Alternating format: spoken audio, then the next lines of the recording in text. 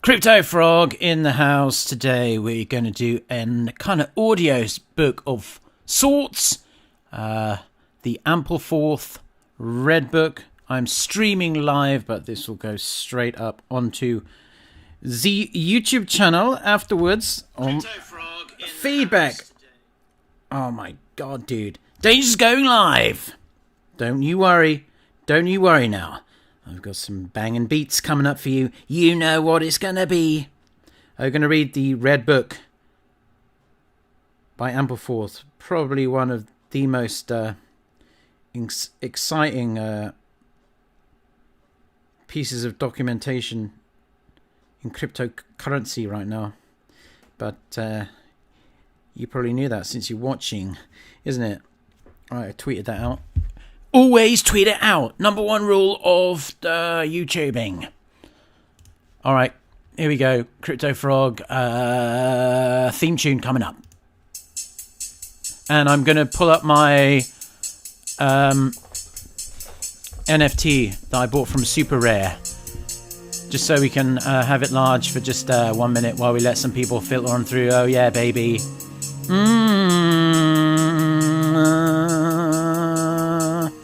Drop the bass. Ampleforth,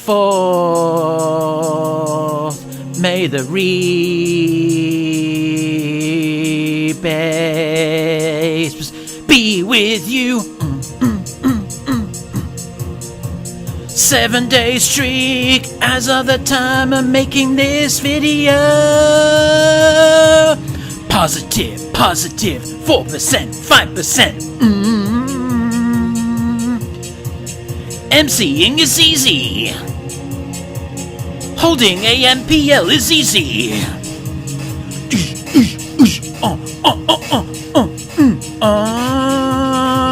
You are tuned in to Crypto Frog's gonna read the Red Book.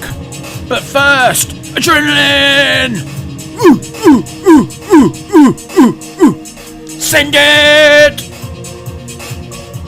Send it. Ship it! Ladle on the gravy! Yeah! Red Book! Seminole!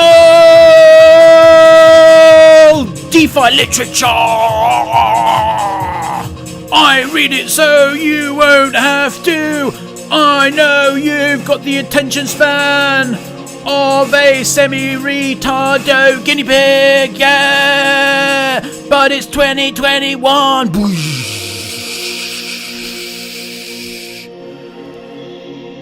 All rights reserved. All rights reserved. Both images and visuals. Goddamn right, Crypto Frog in the house. Oh yeah, Ampleforth. The liquidity version of Chainlink. No one knows it yet. No.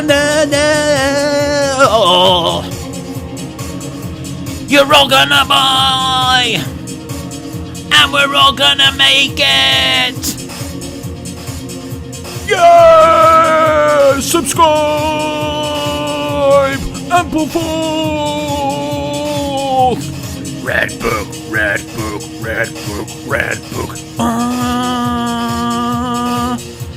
Disclaimer! None of this is going to be financial advice. It's just going to be me reading the Ampl Red Book.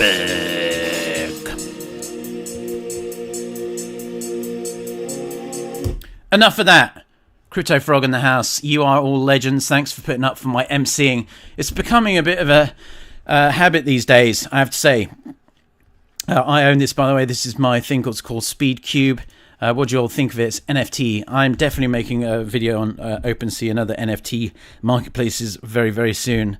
I love it. I paid like half an Ethereum for it, but I wouldn't sell it.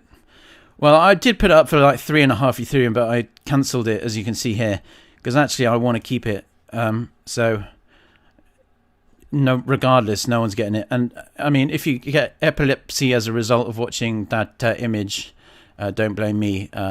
Disclaimer also, don't watch this image if you have epilepsy. You'll probably end up foaming at the mouth. Alright, so since I like throwing the rulebook out the window, they say don't, you know, when you make a YouTube video, don't bloody go losing people in the first 15 seconds. I don't give a shit, yo. Alright, so live reading. Maybe someone in the comments below, once this has been re-uploaded, can put a little timestamp to show when I actually start reading the freaking Red Book, yo. So, if you ain't a subscriber, you know what to do. Click subscribe and thumbs up. We are going to talk about... I'm talking about Ampleforth quite a lot because I know what's coming, folks.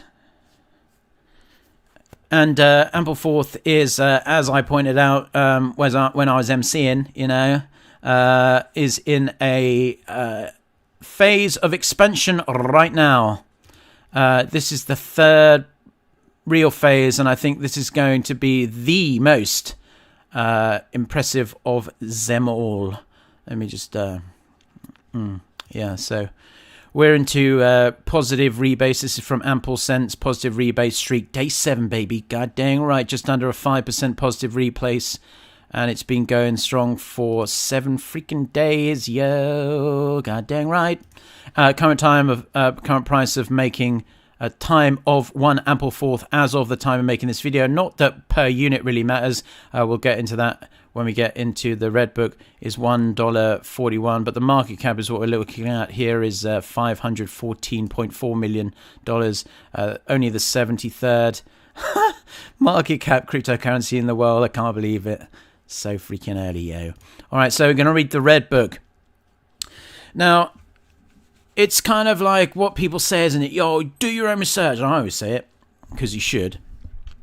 But most people are like flat out a little bit simple, so you have to like knock them over the head a little bit, and also I kind of see where it comes from, because there are just so many. There's literally a project coming out every 5 freaking minutes. So what you're going to do? Read every single thing that's out there? No thanks. So I don't know whether this will run popular, but if you want Crypto Frog reads out white papers, I'll do it, because it seems like an easy way to make a video. All I have to do is just I mean, I do literally no research anyway, but it just seems like an easy way with little preparation for me to do it.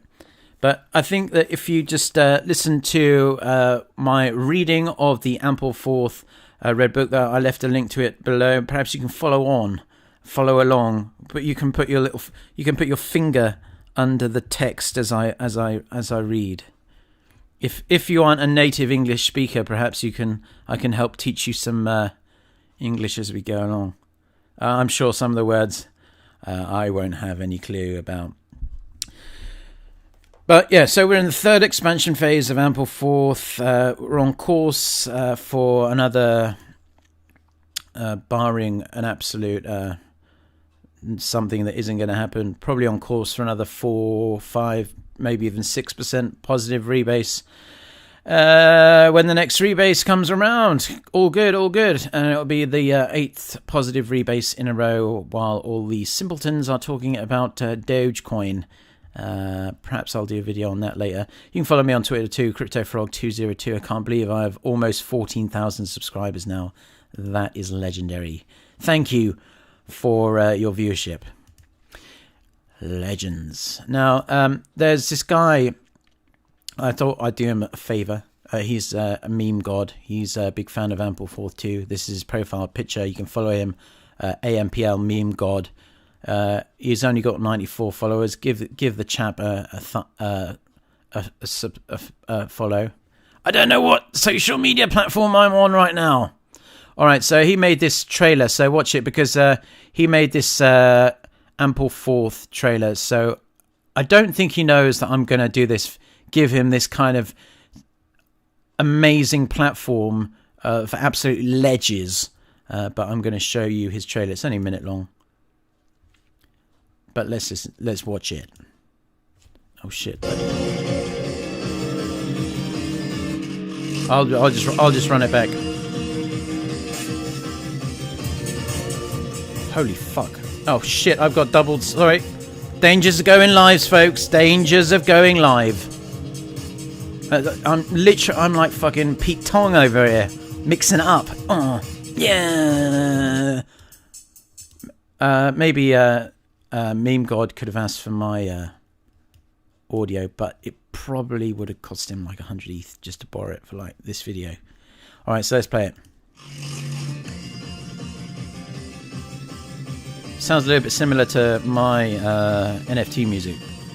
May have to get the legal team on the case on that.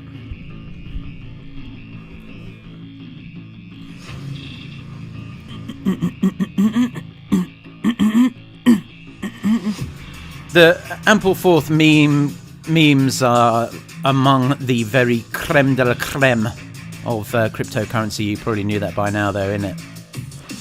The Ampl meme war commences. I think he wants people to donate to him. So if you want to donate to him, go ahead. But all your rebates belong to us. All your rebates belong to us. So you can send him some Ampleforth. All his details are up here. If that's what you want to do, it's always good to help out the community. If you've got a fat stack and you want to help spread the word of what is an epic DeFi project, and one that definitely doesn't deserve to be 73rd market cap. That is absolutely ridiculamundo. Alright, let's get into it. Let's have another blast of this, though. Yeah, you know you love it. Ministry Sound, yes, I just saw that on the chat. I mean, to be honest, I should have been in the Hacienda, you know, back in the Manchester days. Manchester. Ooh. They apparently had the best, you know, those things, those little round things that people used to drink, swallow down with water, and have a good party with. Of course, I wouldn't encourage such behaviour, and absolutely would not condone illegal behaviour of any kind at all. Red Book time! Finally, we got there. Oh my god, dude. I'm just too excited. I like making YouTube videos. Almost up to 6,000 subscribers, so please tell all your friends.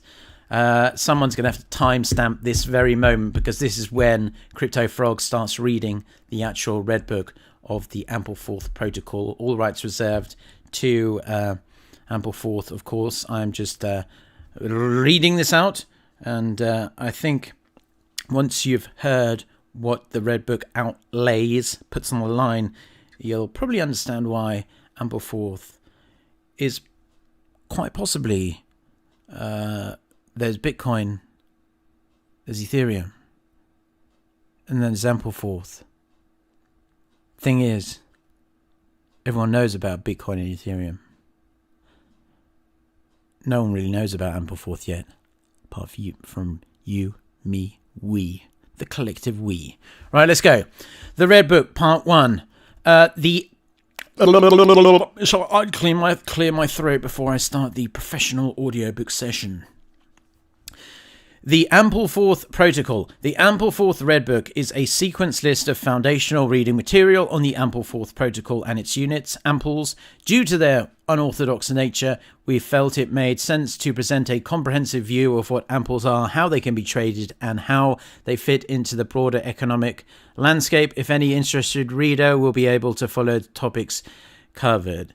The first course discusses how to trade and interact with Ampls, beginning with the protocol. The second course discusses current generation cryptocurrencies for a broader economic context and the motivation for the Ampleforth solution. So we've got 2 courses coming for you. We got the starter, and then we got the mains, and then perhaps we'll have some dessert later by listening to my NFT dance track one more time. All right, so trading. Course 1. Thank you for taking the time to stop by. We are excited to get started with the first course of the Ampleforth Red Book, Trading. Gains and losses in the Ampleforth network are attributed to supply in addition to price. As a result, it will not be effective to trade amples like a typical floating price token. More specifically, common technical analysis methods like simple moving average will not paint the full picture. Get that through your skulls. I added that part.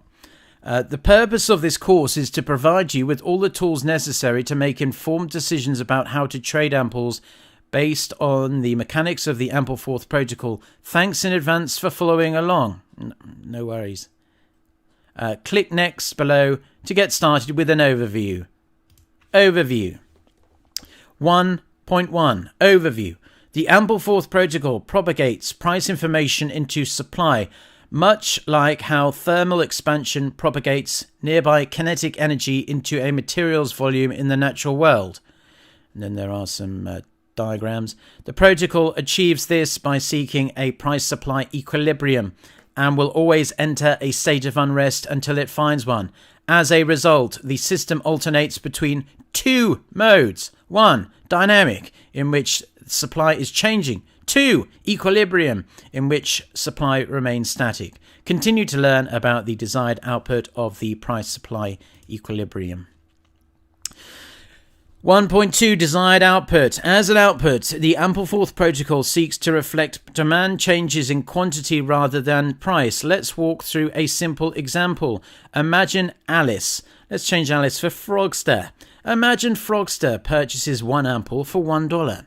Demand suddenly increases, and now she has 1 ample worth $2. In the case above, the system will seek a price-supply equilibrium such that the Frogster ends up with 2 amples each worth $1.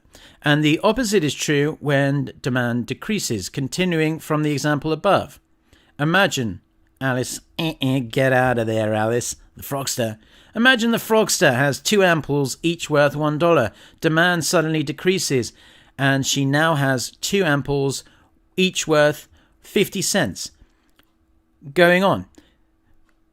Similarly, in this case, the system will seek a price-supply equilibrium such that the Frogster ends up with 1 ample worth $1. Now, you may be asking, why bother? Whether the Frogster holds 1 ample worth $2 or 2 amples worth $1 each makes no difference in terms of net balance, since 1 times 2 equals 2 times 1. But there are 2 key benefits to seeking price-supply equilibrium. 1. It applies counter-cyclical pressures. 2. It encourages a stable unit price.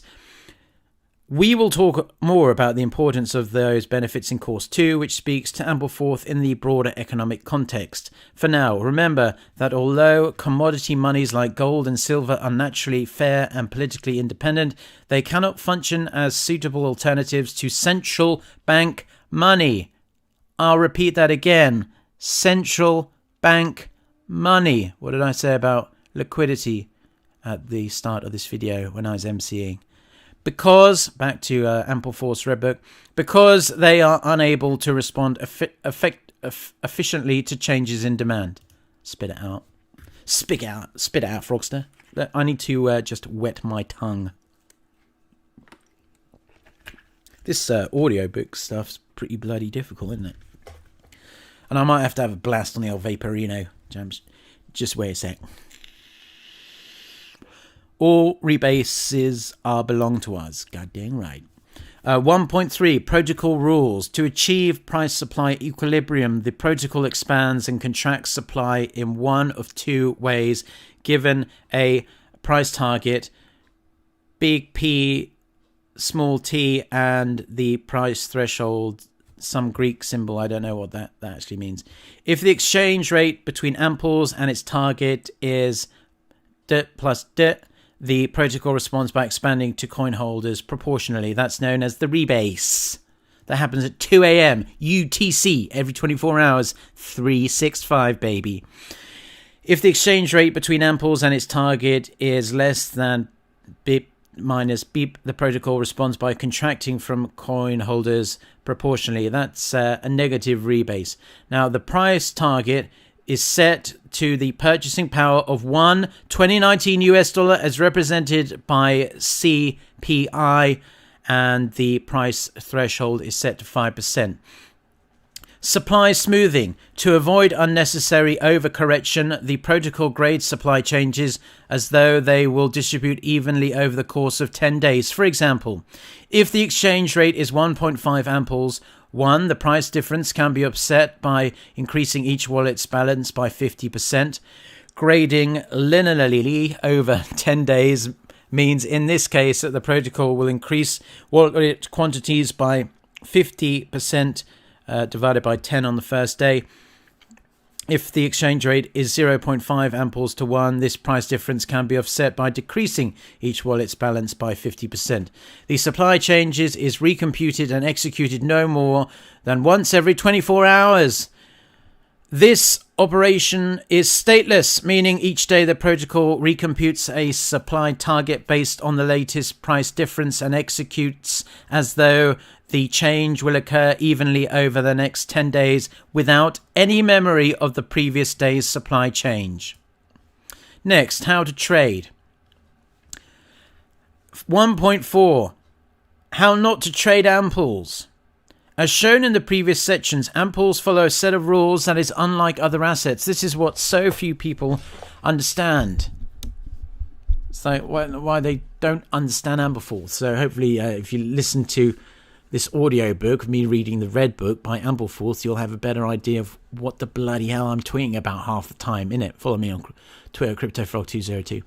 Specifically, price cannot always be used as a proxy for gains and losses, and trading only according to price is disadvantageous. Correct. Market cap is what you want to be looking at in Ampleforth's case. On the other hand, traders using supply in addition to price as a proxy for gains and losses will be distinctly advantaged. Okay, so you'll have an advantage if you think about supply in addition to price as a proxy for gains and losses. Next, thinking fast and slow. The Ampleforth protocol establishes a set of additional conditions and incentives to the network, and although the protocol propagates price information into supply, it's the actors that propagate supply information back into price. Actually, just slip this in right now. I do want to make a disclaimer that I wasn't paid to make this video, even though I bloody well should be paid an enormous sum of Ampleforth.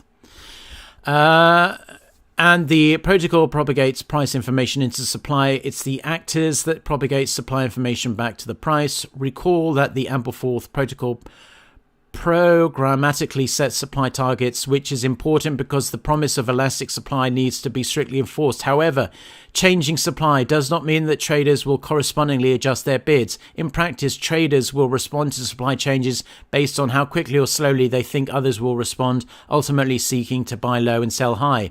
Inductive explanation. To illustrate, it helps to separate fast traders who operate on short trading windows from slow traders who operate on long trading windows, aka holders. The total set of traders is the combined set of the fast and slow traders. To a slow trader who typically holds for long periods and occasionally buys and sells, whether demand information is reflected in price or count makes no difference with respect to net balance.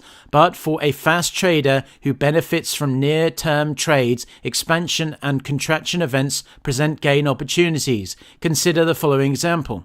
Now, I'll just interject with my own thoughts here. I see this asked quite a lot. People say, "Oh, why does if it positively rebased 5%, then why does it dump like 7% straight after the rebase?" That's probably your fast traders, aka your whales, who are attempting to lemming you off a cliff, so you can sell at a cheap price, so they can buy back even more Ampleforth and kiss your ass goodbye. Now, so for a slow trader, let's imagine the Frogster is a slow trader who buys and sells infrequently. She well, he checks in at time T0 and sees that he has 1 Ampl worth $1. 2 later, he checks in at T1 and now he sees he has 1.2 Ampls each worth $1. So since the net balance are equivalent in that case, there isn't any compelling reason for him to buy or sell before or after the state change. But for a fast trader, there is an additional state to consider. Now, fast trader expansion. Let's imagine Bob is a fast trader who buys and sells frequently. He checks in before expansion, and again while the system is expanding, and finally after expansion. Bob initially has 1 coin worth 1 Ampl worth $1.20.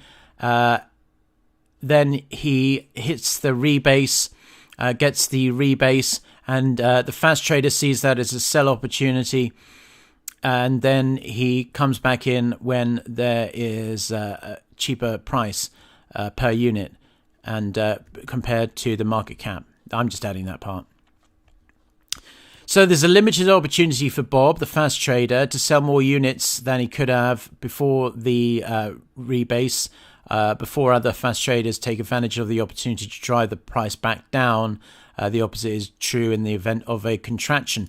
I'll skip over because otherwise I didn't realize this would take so freaking long. Maybe I'll make a part 2. No, I'll just keep going. Fuck it. I'll keep going. I'll keep grinding. Movement pattern, as previously discussed, unlike current generation cryptocurrency, gains and losses in the Ampleforth network can be attributed to supply in addition to price. Thus, it benefits traders to take both information signals into consideration, evaluating trades based on both the supply of units and the price per unit. And unlike current generation synthetics, the Ampleforth supply policy has 3 states: expansion, contraction, equilibrium. Below, we identify the unique trading opportunities presented by the Ampleforth protocol across each of the 3 states. Okay, I think we'll just get past the trading part and get into the economics of it now, because you can read the last parts there. It's going to get very, very technical in regards to, and plus I don't give financial advice. And Ampleforth aren't giving you financial advice either. But this is the meat and gravy, shall we say. The first part was just about trading and holding and all that kind of jazz. Check it out for yourself, course 1. But now we're going to take course 2, the main course, economics. Welcome to the second course of the Ampleforth Red Book, Economics. The topic of money is near and dear to many, but is often misunderstood. The purpose of this course is to provide the necessary context to understand how Ampls fit into the broader economic landscape as a digital asset. Here we'll view Ampls through the lens of Friedman, Keynes, Hayek, and some helpful economists we've discovered along the way. Click next below to start with an introduction. Rules versus discretion. Ampleforth is a rules-based policy. Discretionary monetary policy. Rules-based monetary policy. General comparison. Wow, that is some long-ass shit, yeah. 2.2. Inside versus outside money. Neither borrower nor lender be. William Shakespeare. Ampls are an outside money. Below, we'll outline the difference between the two, then describe Ampleforth in context. Inside money. Now, this is an important part. Short for inside the private sector. Inside money is an asset backed by any form of private credit, an IOU that circulates as a medium of exchange. In monetary economics, inside money is money issued by private intermediaries, e.g. commercial banks, in the form of debt. And in today's economy, most of the circulating supply is inside money. This money is typically in the form of demand deposits or other deposits, and hence is part of the money supply. The money, which is an asset of the depositor, coincides with a liability of the bank. Outside money, short for outside the private sector. Outside money is either of a fiat nature, unbacked, or backed by some asset that is not in zero net supply within the private sector of the economy. Outside money is a net asset for the private sector. Some traditional examples include paper dollars and coins, Federal Reserve deposits, and gold. General comparison. Whether one is better than the other is a topic of active debate among economists. In it, but there is strong reason to believe there should optimally be a mix of both. Modern theory continues to ask: 1. When is outside money most valued? 2. Under which circumstances does inside money arise? 3. Are inside and outside money substitutes or complements? 4. Under which circumstances can they coexist? 5. Are they both needed to achieve efficient outcomes? It goes on to say, inside monies intrinsically carry a risk of default. This means that to be feasible, inside monies require continual enforcement, such as from extremely powerful centralized authorities or strong bilateral commitments. On the other hand, outside money is valuable in a world of imperfect information and imperfect trust, where constant enforcement would be undesirable and efficient. Ampleforth.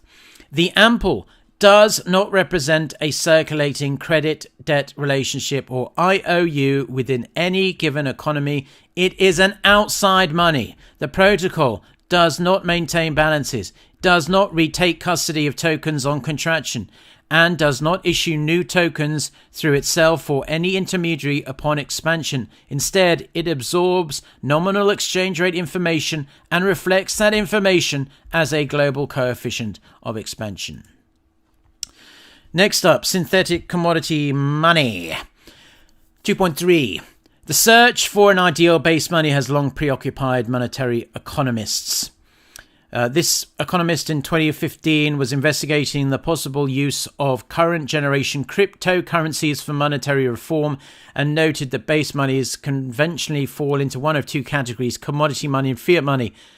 This particular economist, Selgin, observed that cryptocurrencies like Bitcoin break this conventional dichotomy, resembling both fiat and commodity monies. Specifically, these digital assets resemble fiat in having no non-monetary use, resemble commodity money in being absolutely scarce.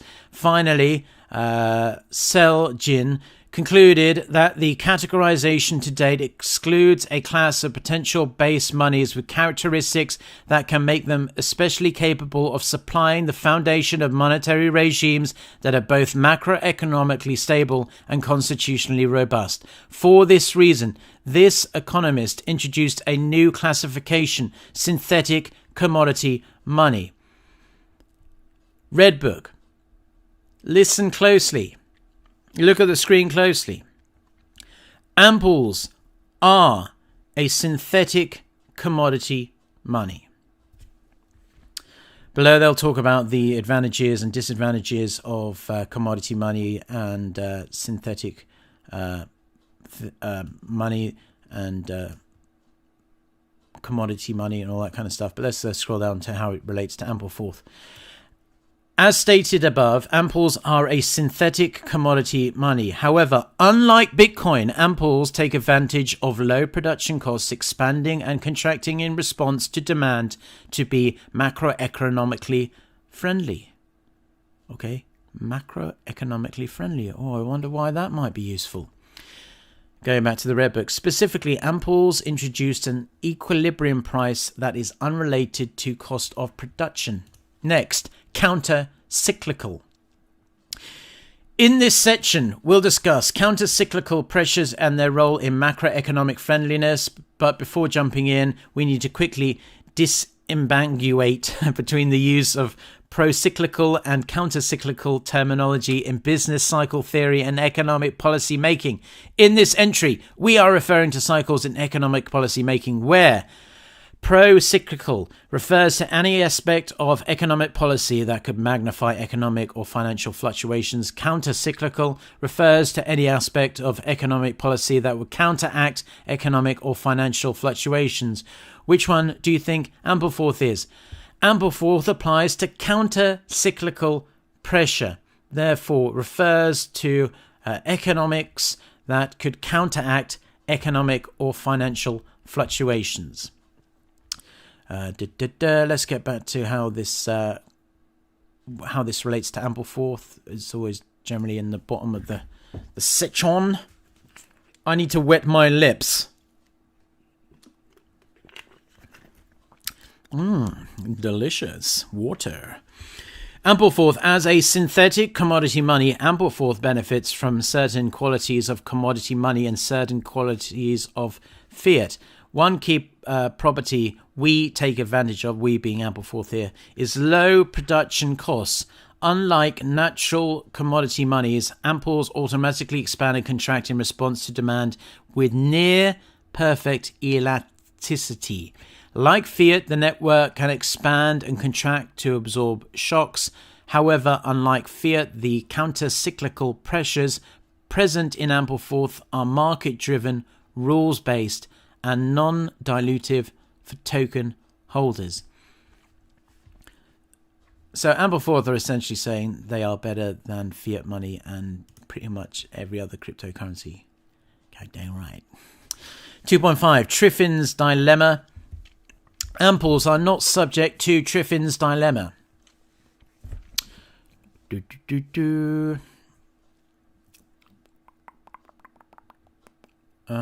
says 2 cups, 1 jug. Kind of reminds me of a rather disgusting video I saw on the internet a few years ago. So Ampleforth. Synthetic commodity monies like Amples are not subject to any conflict between near-term domestic and long-term global interests. God dang right. And this is the last part. 2.6. Hayekian money. Denationalization of money. Which, at the end of the day, isn't that why we are all in freaking cryptocurrency? You know? We want to be outside the system. Amples are Hayekian money, okay? Understand? Capisce? General remarks. Today, the extreme interpretation of leaving monetary policy entirely up to competitive forces is generally regarded as impractical. However, modern theorists have reason to believe an optimal macroeconomic outcome requires sovereign monies coexisting with Hayekian monies. Ampleforth. Amples are a synthetic commodity money and Hayekian money falling under the general solution framework. Okay, I am done reading through not the entirety of the Ampleforth Red Book. You can find it for yourself. I did leave a link below. Ampleforth is like Bitcoin, except it can be used in contracts. Ampleforth is a cryptocurrency and financial building block. Much like Bitcoin, it is an algorithmic and uncollateralized. However, unlike Bitcoin, AMPL can be used to denominate stable contracts. I hope that means a lot more sense to you now you've heard how the Red Book describes Ampleforth, and perhaps now you'll know why it's almost impossible not to be bullish on Ampleforth. 73rd biggest market cap in the world, folks.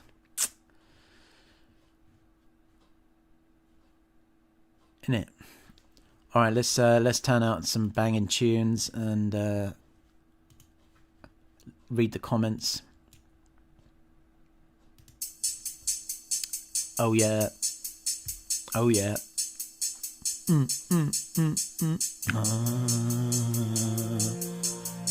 Timbo Sly says, effing legend. Thank you, sir. Timbo Sly says, too late for AMPL, honestly. What do you think? No. In my opinion.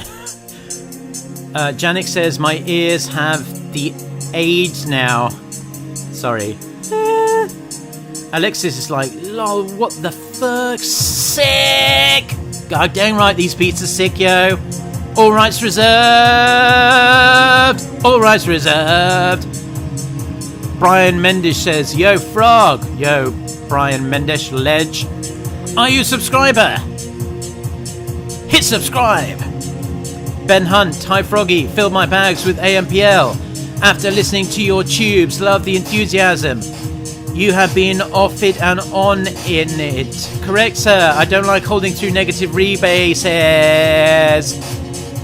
Send it. Crypto G4R says update Chrome, lol. Might do one day.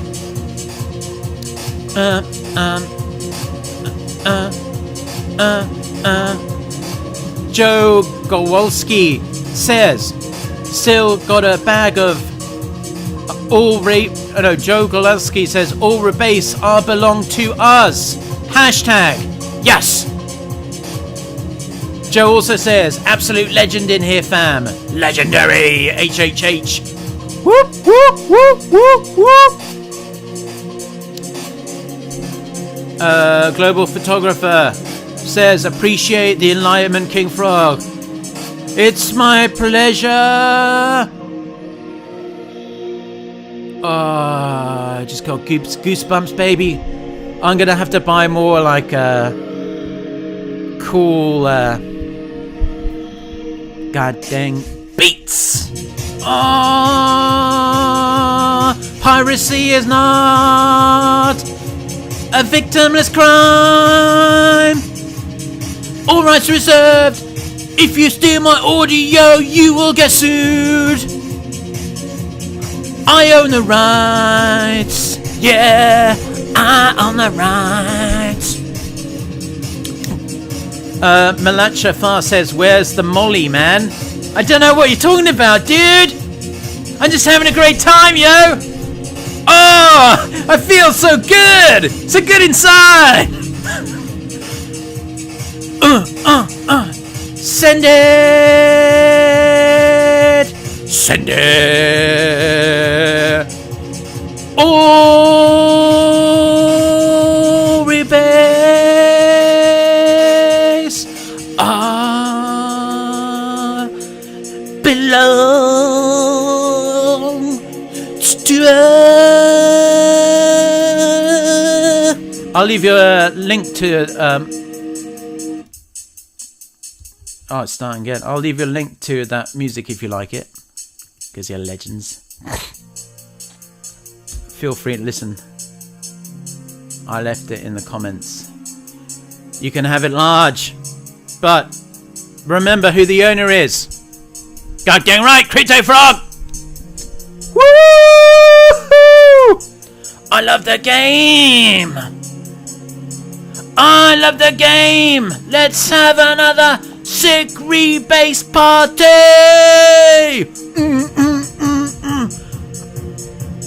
Yeah! Now we're rockin'!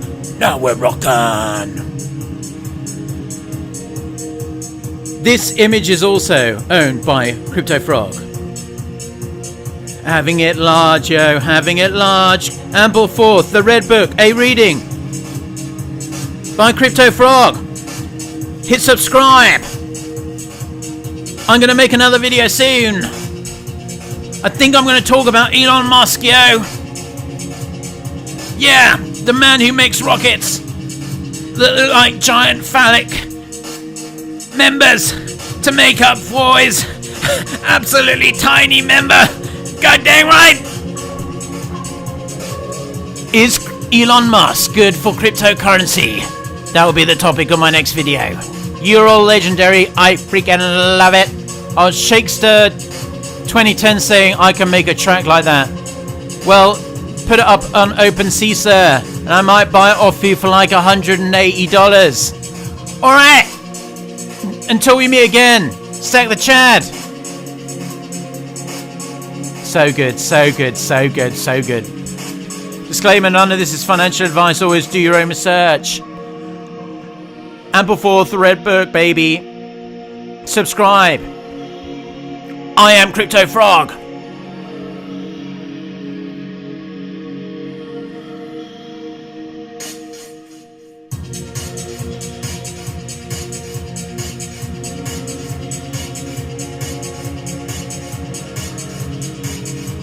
I'm just in my own head right now. I can't talk. I'm just in my own head.